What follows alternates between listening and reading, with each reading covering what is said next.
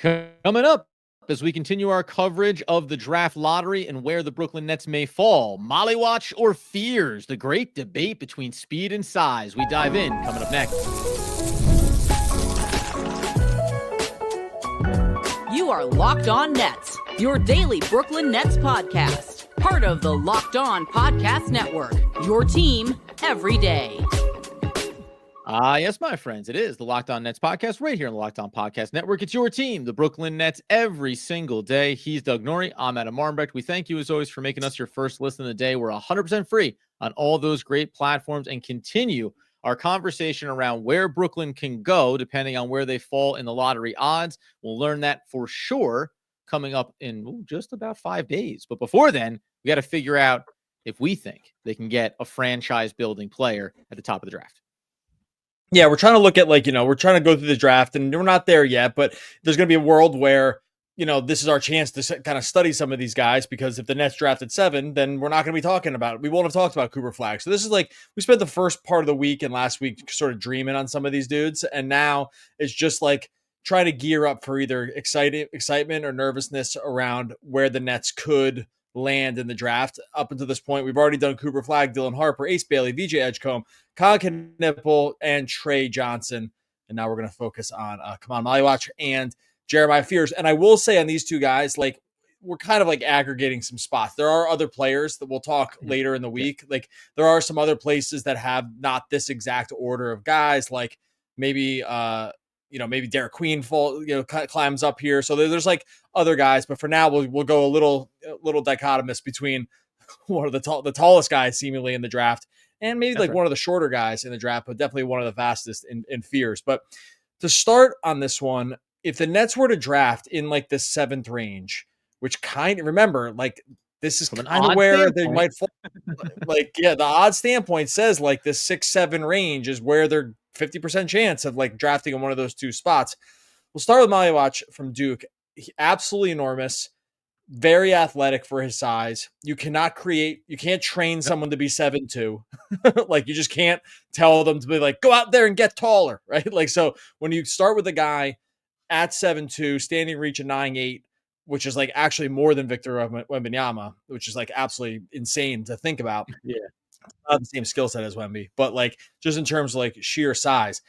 I mean, I'd be interested to hear what you think when it comes to just drafting on sort of pure size and hoping some of the raw stuff ends up coming around. Yeah. I think I know where I land on this one, but the NBA story is full of tales of guys who are big and kind of couldn't all put it all together. And then there's a story of guys who are big and put it together, and you have Giannis. I don't think he's Giannis, but all of a sudden you put something together and you just have absolute superstars. And I think I'm not comping him to Giannis by any means, but the part where you can just draft a massive guy who actually has requisite athleticism is a very interesting prospect, even though he's far from a complete NBA player. Yeah, listen, he'll be under 19 years old at the time of the draft. You mentioned he's 7'2", he's 250 pounds. I'll just put the prerequisite in, as we always talk about with the Brooklyn Nets.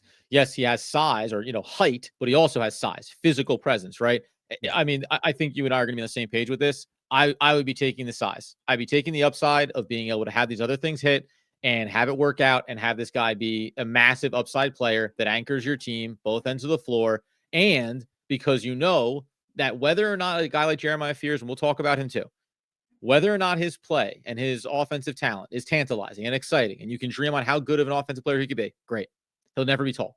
He'll never be 6'7". He'll never be 6'8". He'll never be 6'5". He's going to be a 6'4" backcourt player, 182 pounds, and that's not a knock on him. There are plenty of great players that are undersized. Heck, we're watching Jalen Brunson rip it up right now in the NBA playoffs, right? But Maluach, to me, it would be, if this was the option on the board, these are the only two guys you could pick from, I'm taking Maluach. I'm not even considering Jeremiah Fears if I'm sitting there at 7 and this is the option I have.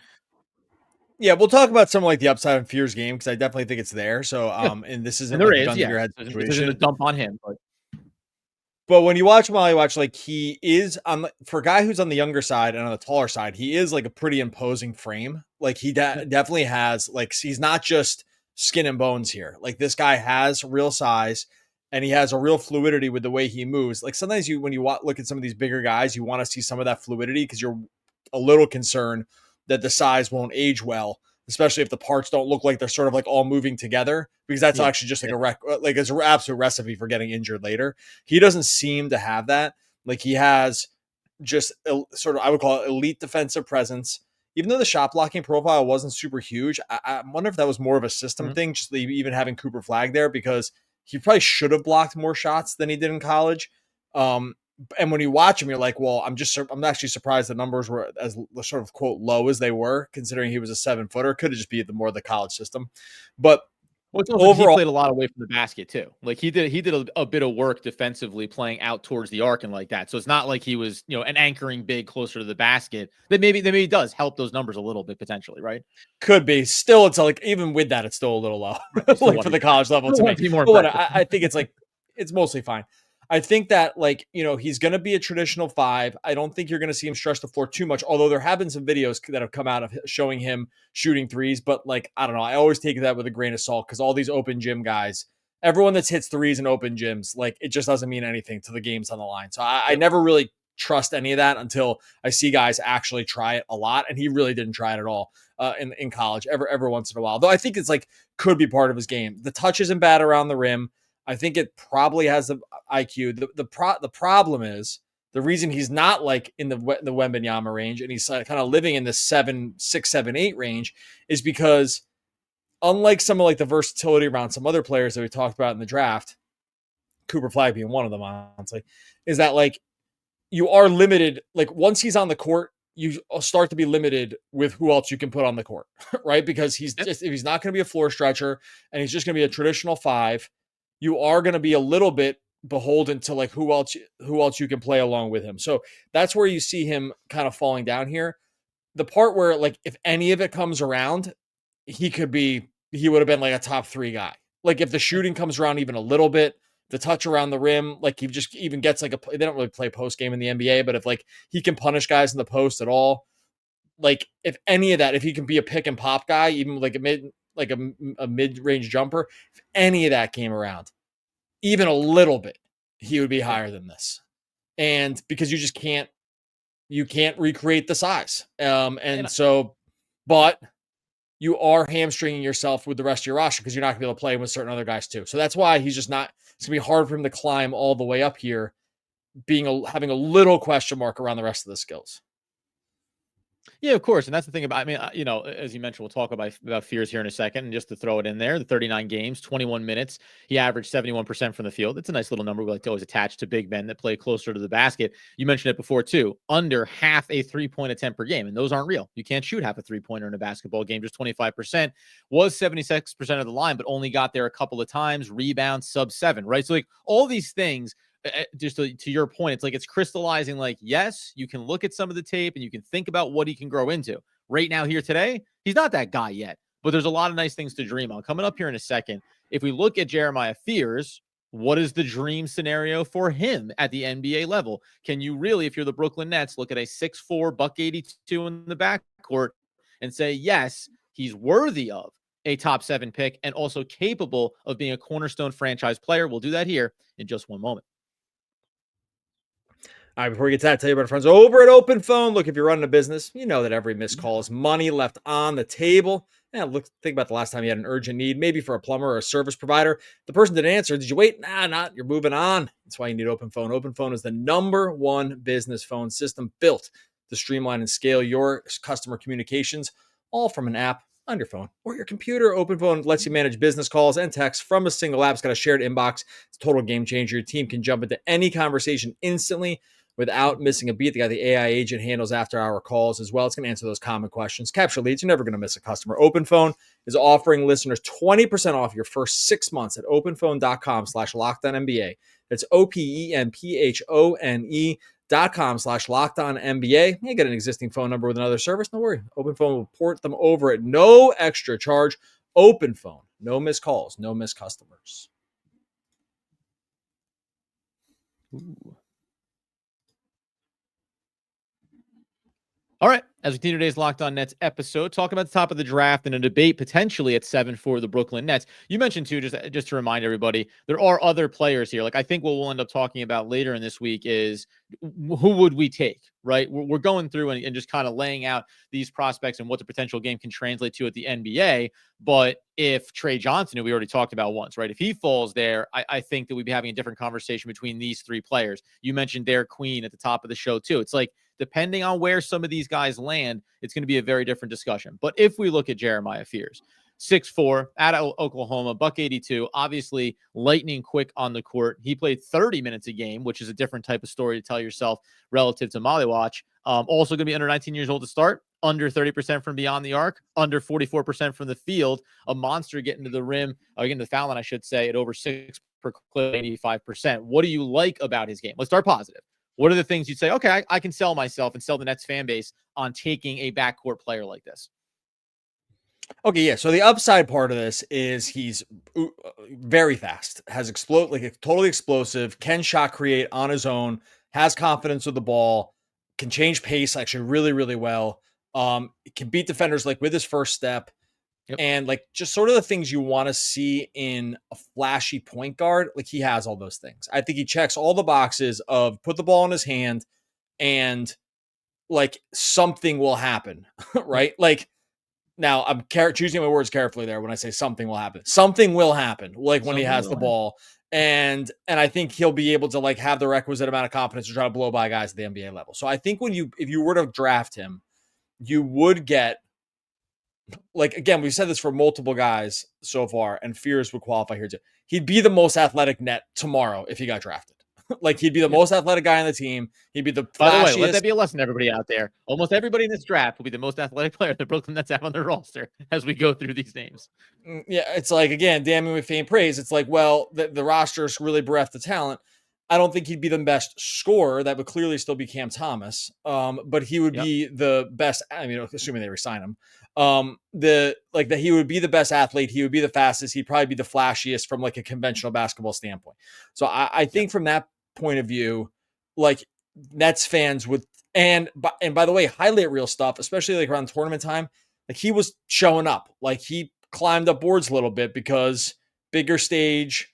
He kind of balled out at times. He was able to put up some highlight reel stuff, big games, and you're like, "Ooh, you could really talk yourself into it." So I think that's the upside case for him, is that like he would trade on, because he had some monster games here down the stretch, like a 28 game against Kentucky, 29 game against Georgia, 31 against Mizzou.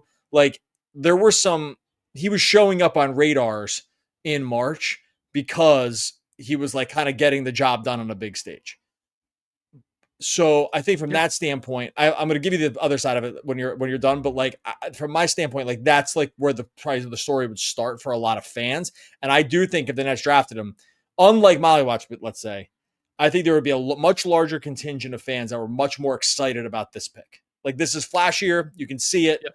Like it would be easy to see exactly what was happening. He would rip up Summer League, right? And like fans would get pumped about this. So I think that is like the upside case.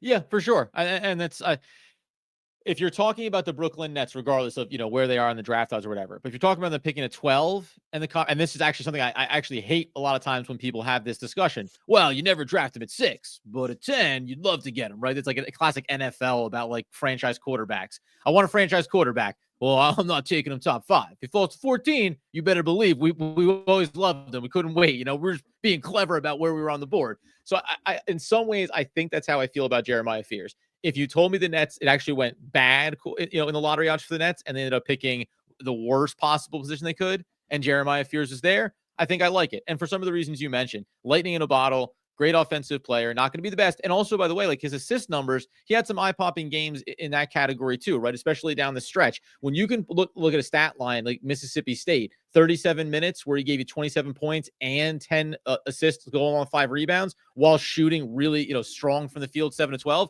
Those are the kind of box scores you go, okay, if you can put those type of numbers together, and I don't mean putting up almost 30 a night at the NBA level, but if you can have a balanced game, that's one of the things in the backcourt the Brooklyn Nets have always missed consistently from those positions, is someone who can impact the game for himself and for others. And that's probably a bit of a divergent from, say, Cam Thomas, where you go best pure score, still going to be Cam Thomas. Jeremiah Fears can probably help create opportunities for others as well because of how quick he can be on the ball attacking downhill. Yeah, so he has those in his game. Okay, so I think like that's the upside case. It would be, and I think I'm with you. Like if they got all the way down to 9 or 10, I think they have a chance to pick a 10, at like 0.2% chance to pick a 10 or something like that. Like if it got all the way there, then fine. Here the problem with him, and and it's just about place in the draft here, is that when you combine sort of lack of stature with lack of efficiency, at least to start here, you are setting a recipe that is like a couple of things that are tough to overcome, right? Like he's already going to have a tough time overcoming the size part because he's just not very big. Like I saw one report that like he's listed at 6'4", but there's like multiple sources that think he's like not even that tall, right? So that's like 6'3". Like at a 6'3", I mean round up. Let's just say it's 6'4". 6'4", $180, and you shoot 28% from three, not so great, and 43% from the field, and finishing at the rim was not amazing because he was like he could get downhill, but then like sort of the touch around the rim was not great. Like that is just telling a story that I'm having a little hard time like getting all the way to the ending on, and I just get really worried because you just can't. The size thing, I know we drive people nuts with this because like we do talk about this a lot, but it is just so important. Like you just have to be, unless you are so crazy good at shooting threes or like with your handle and finishing around the rim like Kyrie. If you're 6'3", 6'4", like, so if like you're Steph and you're just like one of the all-time best shooters, or you're Kyrie who has like all-time great handle, or you're Brunson who like 12 of my friends couldn't move him off his spot. You know what I mean? Like around the rim, and he's super shifty and he can stop and he can start and you just don't know where he is. And all of a sudden the ball's in. Like maybe that's not how Brunson projected at first, but like that's how the smaller guys get by. Like you have to be so elite with the ball. And if you're not like, you just are a little bit in trouble because you can't trade on speed. Like you can't trade on speed and flying up and down the court. And look, he's young, and so maybe he gets there. But I just think like that's where I just get really worried, is that like if you're not going to have one of those other pieces of your game, the speed can just be contained. Like the size can be totally contained at the NBA level. And that's where I think I would have him very low. I don't think I'd have him in the top 10, honestly. Like, we listed him here because like we're going by like a third party board that's just like has him in this range. But I do not think I would even pick Jeremiah Fears top 10. There's just other guys I would put above him. Yeah, I tend to agree with you. And I think as we fill it out over the course of this week, we'll start to, list more and more guys that would say, and this would be another example of a player we would take over Fears here, even if you're talking about guys that maybe on boards are listed somewhere closer to the 15, 14, 13 kind of range. Yeah, I'll probably go ahead and take that risk. And just to drill it home, that 3-point shooting percentage, if that was even reasonably higher, it could change the conversation a little bit around Fears. But the world where you can't get that outside shot to go consistently at the NBA level, all the speed in the world, you will get swallowed up, certainly against the better defensive teams. And it can just make it really hard, really fun to watch, but really hard to fall in love with as a cornerstone piece. Coming up here in a second, got to do a couple of things. First of all, we'll go ahead and confirm which way we would go between these two players and whether or not we think either one of them is deserving of the 7th overall pick for Brooklyn. But also, NBA playoffs went off the other day, and you, the fans, went off in support of us. And isn't that the best way to close out an episode? We'll do it here in just one moment. All right. As we tie a pretty little bow on today's Locked On Nets episode, first and foremost, Maluach, are you in alignment with me that, like, hey, if you're picking at 7, I don't have a problem liking taking Maluach here. Probably depends on who else is there. But unlike Fears, I don't need Maluach and the Nets to line up at the 10th pick or something in order to feel like I like the pick from the Nets.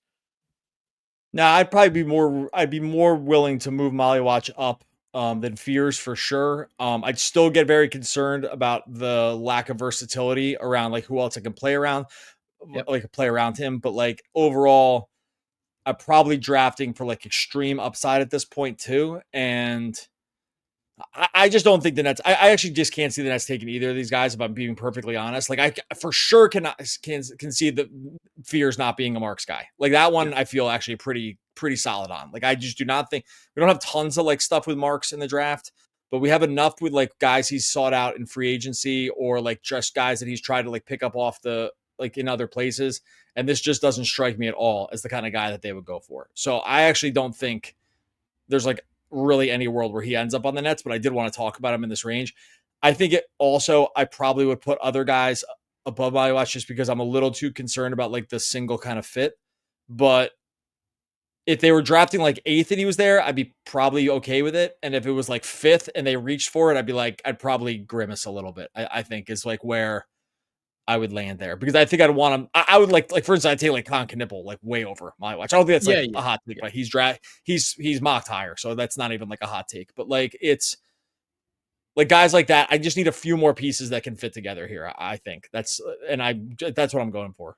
And the only player, Maluach, who is 7'2", only guy that is 7 foot or above in the entire, at least by this board, first round. There's some guys at 6'11", some guys at 6'10", and certainly a guy like Derek Queen, who we'll talk about it this week at some point as well, would be a different type of conversation, potentially, I think, for both of us when you talk about athleticism and having enough of the components together to make them worth pick X when it comes to where the lottery odds land. Okay.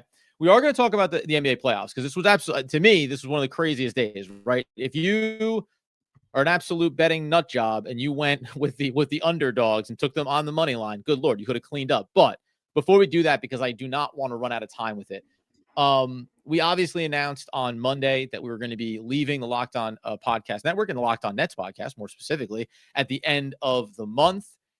And we're going to put up a very specific tweet that mentioned us by name, but just from purely from the fan perspective, it was awesome. It was, we were talking off podcast, so many messages and tweets and quote tweets that I couldn't even keep up with them.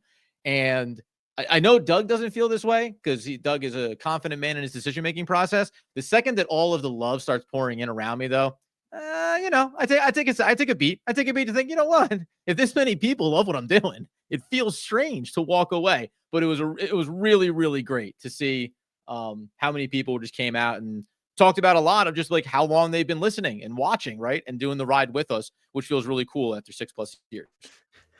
Yeah, it was like, I would call it like borderline overwhelming. Like I was not able to keep up with the number of messages. Yeah. I was joking. I was like, I should have announced this months ago. I've never gotten more engagement. Nobody likes to hear his name called more than your boy. Like, so in case you're wondering about like what my 2 favorite words in the English language are, Doug and Nori, like those are like, and then everything else is like a distant third.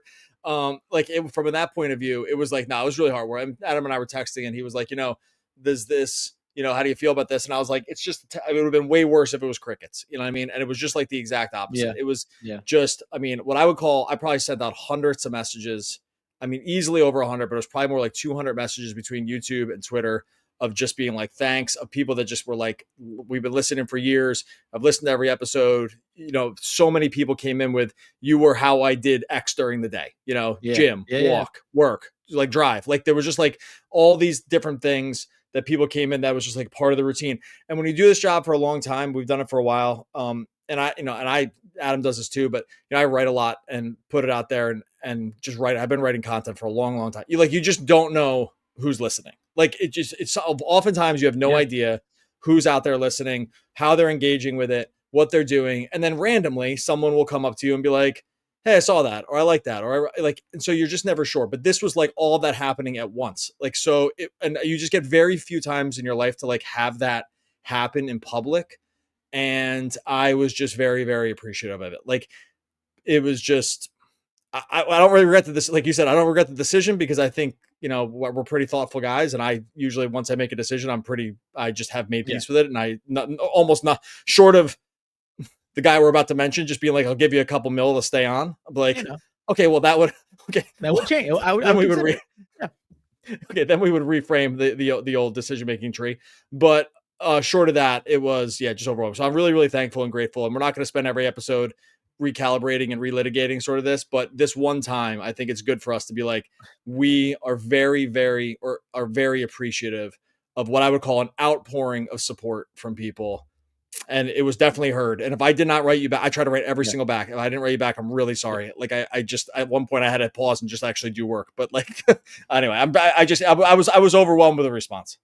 No, 100%. And then this is just apropos of all this. A couple weeks ago, I was in New Brunswick in a deli getting a sandwich. Guy called out my name for it. I was ordering, and someone sitting off to the side was like, "Hey, like you sound familiar," and just couldn't quite place it. That wasn't a YouTuber, and we know any of the episodes we like everyone to watch and also listen.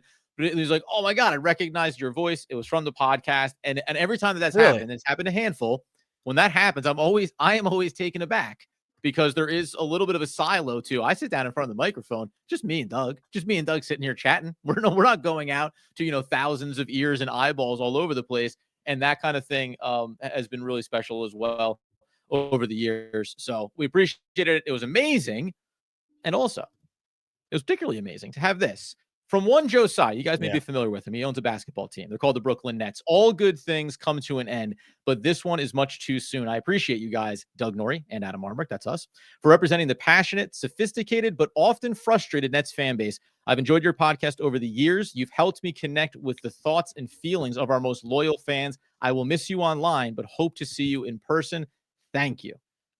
Well, first of all, Doug, and Joe, we're available for the invitation. Don't hesitate. You know what I mean? Opening night. Don't listen. They still haven't identified who's going to announce the pick at the lottery. So there's always an opportunity here to bring yours truly and Doug along for the ride here, this journey. But in all seriousness, didn't know that Joe Tsai was, a listener and fan of the show. We got featured on some of the Nets content coverage this past season. So it did perk our ears up to it. Certainly.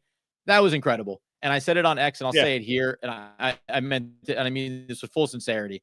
For someone in his position who owns a basketball team and has plenty of things to do on a day-to-day basis, to take even 3 seconds out of his day to punch up a tweet, to tag the two of us, and to thank us for what we were doing, that was something really special for sure along all of these days. Yeah, that was that. I was like, damn.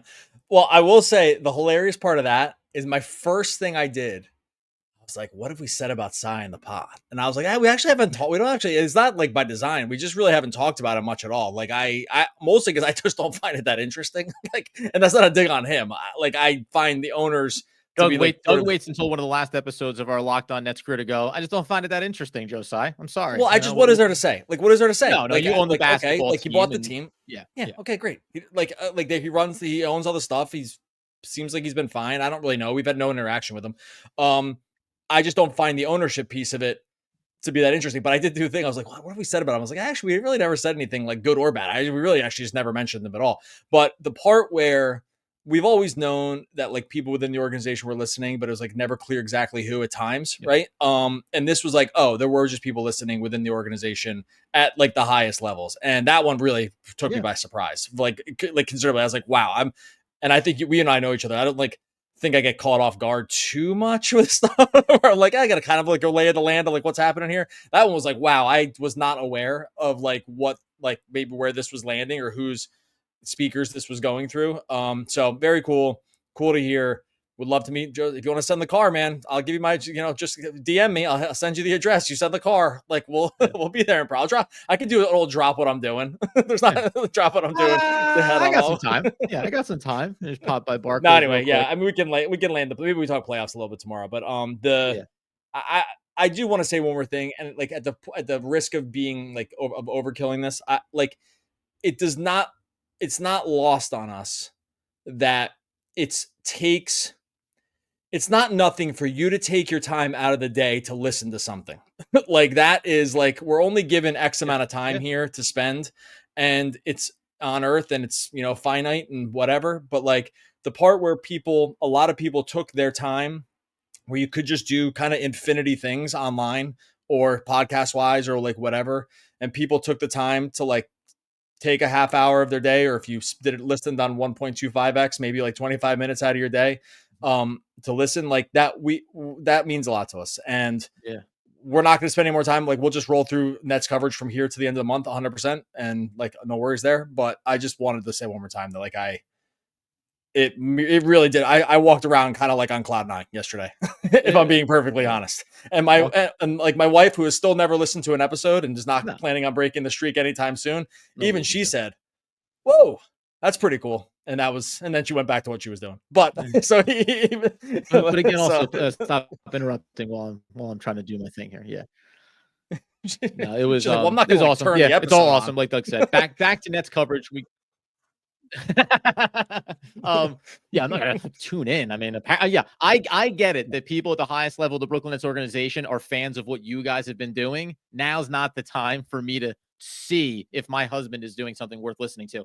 Bottom line is Nets coverage the rest of the way. Very excited to see what happens when it comes to the draft lottery odds. That'll determine whether or not we've made a massive mistake. But that's not coming for another few days. We'll talk about all the other prospects. Thank you again to everybody. It's been amazing. Locked On Nets is going to live on after we're off the show, so you make sure you subscribe. That's and right. it'll be great too, because I think we're gonna land in a good place here. So make sure you subscribe to the podcast. Make sure you subscribe wherever you listen. Make sure you subscribe on YouTube. Leave a comment. Head on over to Twitter. Give us a follow too. Those are the number one ways you can help us and the show. Totally free for you, and that's how you help Locked On Nets. A well-spent day brings happy sleep, and that is Leo da Vinci. One of the all-time great poets. We'll be back again tomorrow, talking more Brooklyn Nets basketball. Basketball. Hey, Mr. Tsai, basketball. Yeah.